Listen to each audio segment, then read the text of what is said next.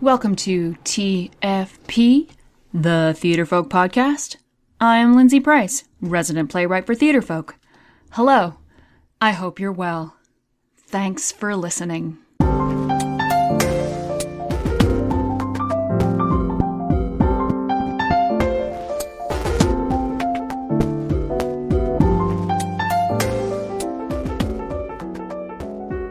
Today, we have a workshop Q&A, question and answer. But first, let's do some Theatrefolk news. So the Q&A is all about my latest play, Backspace, which is a brand new play, can be found in the Theatrefolk catalog, and so that makes it news. Ta-da! You can find it on theatrefolk.com, where you can read sample pages and get a sense of this weird little thing. Backspace takes place in a world where the writing process is like going to war. And the play is unique, I guess unique for the 21st century anyway, because I wrote the first draft on a manual typewriter. And the act of writing on a manual typewriter is what brought the play into being. I love it. I wrestled with it for a long time. I had triumphs in figuring out how to theatricalize this concept. I had defeats, crashing defeats where the play almost got chucked out a window. But that's the way it is with the writing process. And if you give up, then you're not writing. And writing isn't always pleasant. And I don't give up, which I think is probably my best attribute and my worst attribute as a human being. Lastly, where can you find this podcast? We post new episodes every Wednesday at theatrefolk.com and on our Facebook page and Twitter. You can find us on the Stitcher app. And, of course, you can subscribe to TFP on iTunes. All you have to do is search on the word Theatrefolk.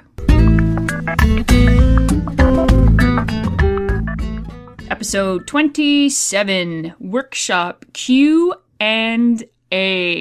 question and answer. So I did an extensive workshop for Backspace at a high school in Northern Ontario this past fall. And at the time, the play had a different name and was actually a full length. And it was because of the work that these particular students did that I was able to, if you want to get artsy-fartsy about it, that I was able to find the true nature of the play.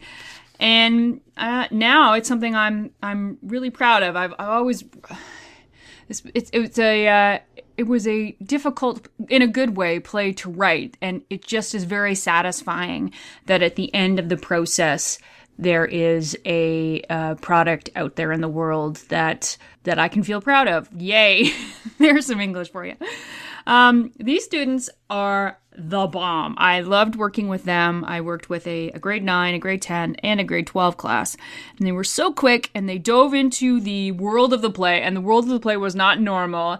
And, after a couple of cursory, what are we doing glances, they just went, okay, and they just, they did it full throttle. And so here, this Q&A, we have the grade 12 class, and it's at the end of the week, and after we've been through everything, and we just sort of sat around and talked about the play and the writing process. And one of the questions really put me on the spot, what do I want the audience to take away from this play? And it was awesome that it was asked of me, because it's something I ask of writers all the time. What do you want? What is the end purpose of this play when the audience is sitting there and then eventually leaving? And it's a really important question to know the answer to. And it was this question that really made me hone in and focus on what is the final version of this script. So the sound is a wee bit wonky because we were in a cavern of a room, but I still think it's an interesting listen. And I'm loud anyway, because I'm always loud. Okay, here we go. Questions. What questions do you have? Yes? I was thinking this throughout the whole thing. So what inspired you to take this problem that every writer faces and then use it to your advantage? Well, it's my job to, if I'm going to write a play, to sort of deal with the problem theatrically. So I always knew that to take this struggle of the writer, that I'd have to find a theatrical way of doing it. And it just seemed to me that when I bought a manual typewriter. I don't think I told this story with the grade 12s, but I bought a manual typewriter because I have done everything on computer, and I wanted to see what it was like to create something on something that didn't have any technology attached to it. And literally pounding on the keys is it's like a fight. Like, you have to really fight with the machine, but it's also very exhilarating. And that, to me, very instinctively seemed to be like war. That it's very exhilarating for some, and also such a struggle for some. And just that was the start of it. Like, how do I take the struggle of being a writer and turn it into war? And then how do I take a war play, how do I make a war play, and particularly with the battle scenes, which seems very cinematic, and make it theatrical? So it's kind of, that was kind of the steps to it. And then it was pretty easy to take a look at the journey of some rookie writers and then see what happens to them throughout the play. Hi. With a play like this, and it's very like, it's based on your mindset, like how your mind thinks through all this, how did you start writing? Like, where did you start? I spent an entire month just banging every day on this computer, on this manual keyboard, and things just started to come, and I thought this works really well with the struggle of being a writer. So I just took a look at what are what are the struggles, dealing with writer's block, dealing with the blank page, dealing with this.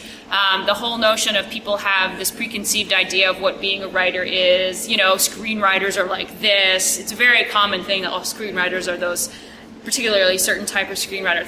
It's not real writing, or people think of poets in one way and novelists in another way and playwrights in another way, and just started to bring those concepts to life through character, because that's the way that I like to write, is to bring concepts to life through character. Hi. Why did you choose to end the play with the typewriter scene, like being optimistic and winning? Because I think that's the way that war movies end. They end with a successful fight. And I thought that in the majority of, we saw who the failures were, and I didn't need to end with their failures. I wanted to end with a success. So I thought ending with a battle scene was the way to go. Hi. Do you relate, do you base your characters on any real people you know and like that? Do I base my ideas on real characters? You know what? I don't know if this is a good thing to say or a bad thing to say, but it's really all my imagination. I make them all up. So that means that there's a lot of people living in my head of varying types. Now there's different types of people. Like, I like to write tyros. I like to write sarcastic girls. And then I like to write fledges. I like to write a little bit goofy boys. Particularly at the high school level. I think those are good characters to write. I like to write characters who start out as stereotypes and then completely belie those stereotypes. I like to write characters who are just completely off the grid, who aren't like the norm. So while I don't base them on real people that I know, I do take types, and then I like to turn those types on their ear. Do you have a process or something that you do to get into the mood of writing, or does it just come naturally? You know what? It's a really big fallacy that writers are always inspired to write, and that we love writing every day, and that we sit with scarves around our necks, and big plays like unicorns just sort of leap out of our heads, and it's all sunshine. And it's there's a lot of days where you don't want to write at all, and that you have to get the job done. So there's lots of tricks to do that, most of which is to get words on the page. There was one who Squeaky says at one point, words on the page, I know how to do this. You have to get words on the page, and literally that's what really being a writer is. And you have to acknowledge the fact that not all those words are going to be good or perfect. In fact, at least 60% of the time they're going to be pretty crappy.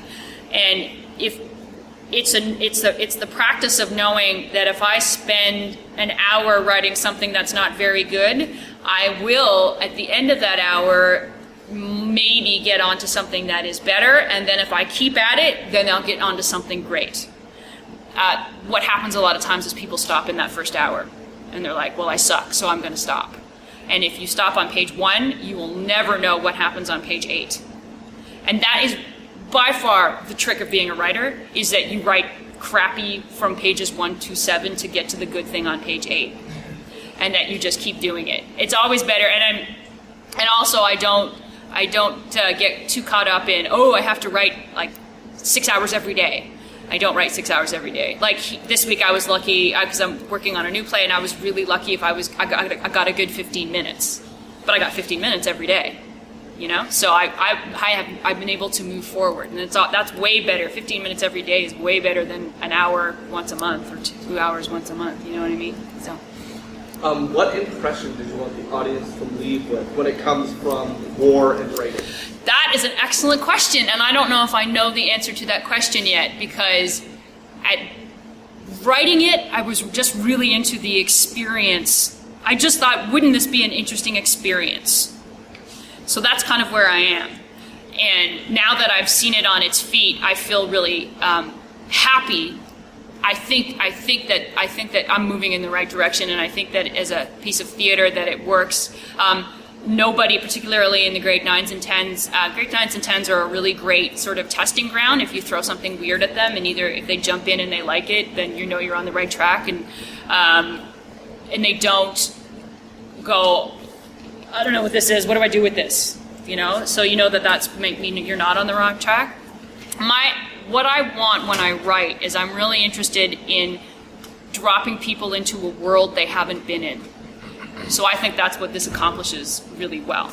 And I also think about who's going to perform the play and giving them an opportunity to experience characters in a world they've never been in. And that, I think, is I'm accomplishing that really well. So I think that in a very roundabout way, what I want an audience to experience is to have a theatrical experience that they've never had before, but they also might relate to because the characters act in a human way, even if nobody in the audience is a writer, if that makes sense. Hi. Would you say that from originally when you had made the script, writing it down, and from when we were actually up on our feet, that the largest chunk of your stage directions were made now? Like when you actually see it? Yes, because I make stage directions that I just make them up in my head, and then there's a little stage in my head, and I sort of go, okay, that's going to work, and that's going to work. And then you get human beings involved, and it doesn't work, and the timing isn't quite right. And the cage scene with the amoeba is a perfect example of that. And there's another reason why I wanted to record it, because I think the stage directions for that scene are completely going to change based on what you guys did. So it always helps to have, and that's why workshopping is so important, to sort of get people moving and to see what happens when actually there's human beings. Do you go through a lot of different, like from the first time, the initial script that you have after writing it, and then you edit it again, and before you come here, Yep. and after, so you have a lot of different Steps? Yeah, depending on the script, I can go through as many as 3 drafts before I think it's ready to be in front of an audience.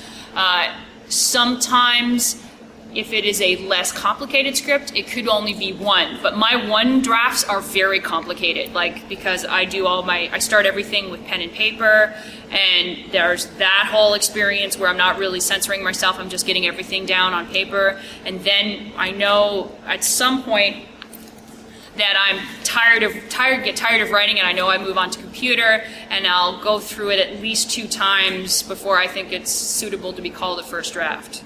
So it depends on the play, and it depends on, this is a bigger piece. Sometimes my plays are only half an hour long, and they take less time. Your ideas. I was just really wondering about them because at one point they're spiky amoeba, Yeah. and other times they're articulate people who walk around trying to confuse the enemy. Yes. Why don't the writers find it weird when suddenly someone just shows up that they don't know? Because I think that's what secret agents are really good at, just blending in. It just Squeaky at one point was you're really clean. Yeah. Well, and there's also the idea that we have a preconceived notion of what the enemy is like. So I think that when the amoeba are raw and spiky, that's how the writers perceive them too. I think that is what I'm going for, is that there's an idea about how ideas are perceived and then maybe how they truly are. Oh, we'll go here. Yeah. In the second act, you mentioned going Raven a lot. Yes. What is that? Raven is leaving writing. I'm not sure that's explained in the script. But not like that is in your creation. Yes. Yeah. It's Raven as in going a little mad, as in going Alexander Poe Raven. Edgar Allan Poe Raven. And there's a Hemingway comment as well, which Is an award. yeah. I was wondering when exactly the war is taking place, because I know it happens with the typewriters a lot, and I know when the bombs are going off, that's a symbol of war, but there's not really a direct see when the writers are fighting. It's always just a conscious thing that is happening throughout the show. The play takes place in the future that is next week and a little to the left. So a parallel. It's not our reality. So it's a little left of our reality, and it doesn't take place today or yesterday. It takes place tomorrow. A little bit in the future, and a little bit not in our reality. Do they ever like physically fight the ideas, or is it No. just in their mind? Yes. Because that's where writing happens. Yeah. I know we didn't see the full thing together, but the one scene when Squeaky and I'm not sure the name of his character are sitting down, and then Jordan came and bumped into us. Yes, again. How does that scene relate to the overall picture? It relates to the overall picture because what I'm looking for gradually throughout is that the opening just sort of represents, particularly with the first last night party, is that writing and going off to war is this really awesome thing, and all of us are going off to do this really awesome thing, and we all have the same thought about what it means to go to war. And that character has a completely different impression about what it means to go to war. And that, in fact, no, there is not just one straight line between A to B. It is A, zigzag this way, zigzag that way. And that what I'm hoping the characters learn throughout is that they learn that it's not, to get to success is not just a straightforward line. Oh, I'm going to go to war and it's going to be great. Oh, I'm going to go to war and I'm not that good at it. Or I don't like it, or my perception of war is completely different than what I've been taught ever since I was a child. And he, as we learn later, he has a completely different impression because he has a brother who went to war and was basically tossed out on his ear when times got tough. So that's what to have this tea party where everyone is like, being so civilized and sipping tea, and this guy comes in and sort of yells at everybody and just sort of jars. So that's what yes. The echoes in Act 2, did you have a certain intention for the audience, or was that more just like... When that would be staged, I see that, I just see it as brain fog. So I see that as a scene where it's just like in the middle of a forest where nobody quite knows what they're doing. It's the epitome of the struggle that all the writers are going through, and it's the point where they either make the right decision or the wrong decision. Like Rookie comes up with Confuser and is like, I'm not confused. I know exactly what I'm doing. I maybe not be as strong as I was, but I am not confused. I noticed from the group of characters, like Fletch and all that, at the first party, they were very conjoined and playful. Yep. Their ideas matched each other's, and then at the second party, it still had an optimistic feel to it, kind of, but it felt like they knew that they weren't going to be friends anymore. Yeah. They knew that they had to let this whole childhood, fun, happy, optimistic go away. Yes. And is that... Yes. Like, okay, That's exactly what I'm looking for. Yes. Good questions, guys. Very good. Because of what I do and who I work with, I often get the, oh, those darn teenagers speech. The one about how teenagers are horrible human beings and, oh, the teenagers are so much worse than they used to be, and teenagers from this area of the world are better. And then this area of the world, or this area of the world, they're worse, or, this background or that, or what have you. And I think it's all bunk. I don't think they're worse than they used to be. I think they're teenagers. And of course, there's going to be some that are better than others, but I think it's completely unnecessary to tar everybody with the same brush. And these students, the ones in this school, the ones that we're talking, they go to a school in the middle of nowhere, and they were articulate, thoughtful, dramatic, and so far from that stereotype of, oh, those darn teenagers. I've said it before and I'll say it again. They were the bomb. And that's where we're going to end. Take care, my friends. Take care.